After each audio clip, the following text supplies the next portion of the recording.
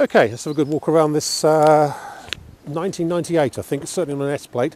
Fairly sure it's 1998. It's a proper Land Rover Defender 50th anniversary special edition. I think it's number 202, this one, of 300 and something that were built. As always, in Atlantis blue. Spec-wise, it's got the proper 50th anniversary spec, but with one or two little upgrades on this one as well. It's got the full roll cage, or the external roll cage across the front of the cabin and the side steps on it. It's got a matching set of 5 BF Goodrich all-terrain TAs. Size-wise, they'll be 285s, and they are 265s. 265 75 R16s on the correct pewter freestyle alloys, which are all in very good shape. It's fitted with LRX special light surrounds and a 50th anniversary grille, which slightly different from the standard ones, but quite nice all the same. They look fairly recent as well. Checker plate to the wing tops and the modesty covers. Unusually, this one doesn't seem to have a front A bar on it. I don't think this one's ever been fitted either. Normally the 50th, every other one I've seen or sold has had a chrome front A bar on it, but this one doesn't. Neither does it have a steering guard on it, but I think they're all dealer fit anyway, those bits and pieces. But as I say, it is a proper 50th. What else do we have on there? External spec is, as we've said. Internally, it's absolutely correct. The only thing is we've got, instead of the 4 sideways facing individual tippable seats in the back, this one has got a pair of forward facing folding seats with inertia wheel, with proper seat belts, which fold out there and do however have the original forward side seats, which we're happy to put back in if you'd prefer, rather than these, but you can have either or. It's also got uprated stereo, although we do have the original stereo system. It's got a very nice loud Alpine radio CD player in it. Obviously it's automatic, being a 50th anniversary one. It's got the bulkhead removal on it and stuff like that, as it should have. It's also got rear work lights on it, the NAS rear step as it should have. It's also got a full stainless steel, what looks like probably slightly larger than standard, stainless steel exhaust system on it, which is a bit different from standard. Mud flaps all round, and last but not least, though you can't see it, it has got a performance ECU in it, which does make it certainly a bit more lively than standard ones. It's brilliant. I use it every day at the minute, and it's been absolutely superb. We'll go around and pick out some good bits and bad bits. Very few bad bits, in fairness. It's actually, compared to a lot of the 50th anniversaries now, which whilst they still hold their value and stuff, they are starting to perhaps look a little bit tired, one or two of them. This one still looks really, really nice. Very little electrolytic reaction on it. I'll show you the spots and pieces in a minute, but a lot less than most, and a lot straighter and cleaner than a lot of them that are around as well.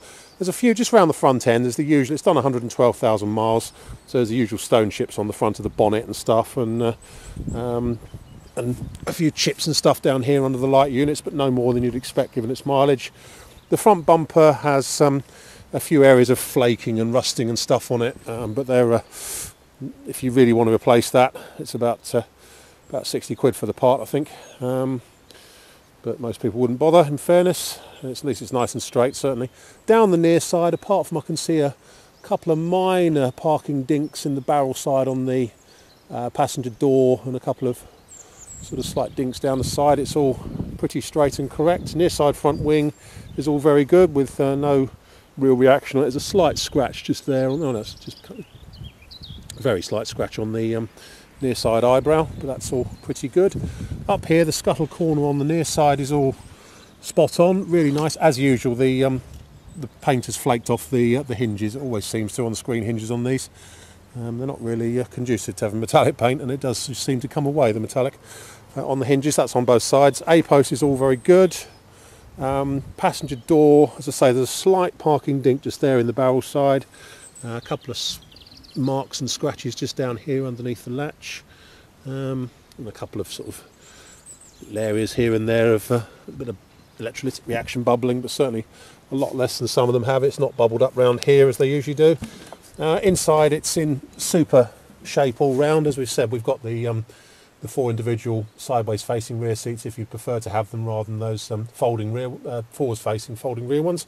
Front seats are in great shape. I use this every day, so there's a bit of mud on the mats and stuff, but no more than that. But it's still got all its original carpets and stuff in it. There's a little tiny bit of wear on the carpet piping just there on the passenger seat side, but otherwise the seats are in great shape. Headlining is spot on. No nasty marks around the sunroof or anything.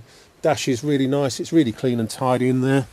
Middle about there, but no movement in the hinges or anything.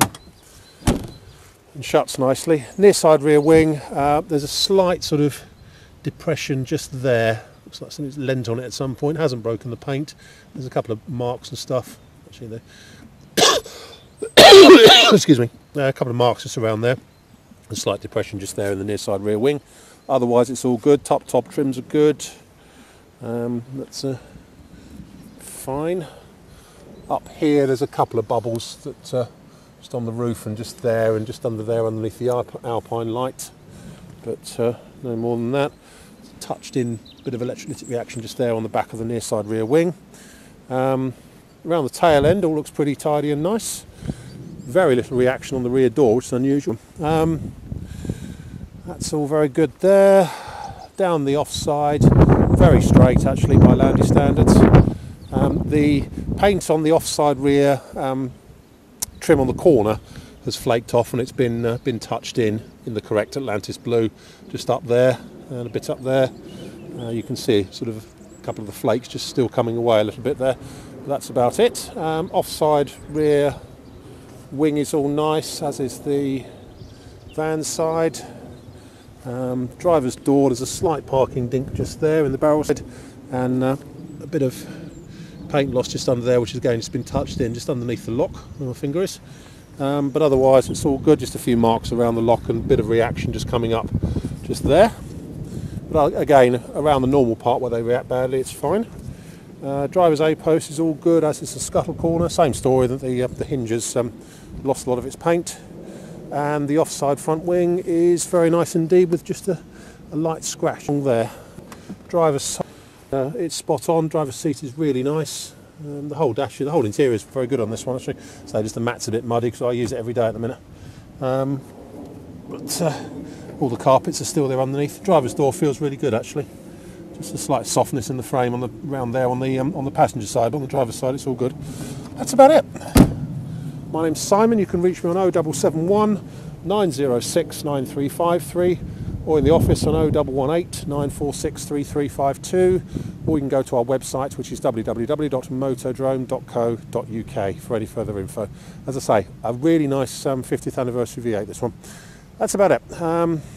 We take debit cards and Visa and MasterCard credit cards with a 2% surcharge for credit cards. We can ship it anywhere you like in the world, certainly the UK and Europe, obviously our normal tariff. Worldwide we use a shipping company, but can be done. That's about it. And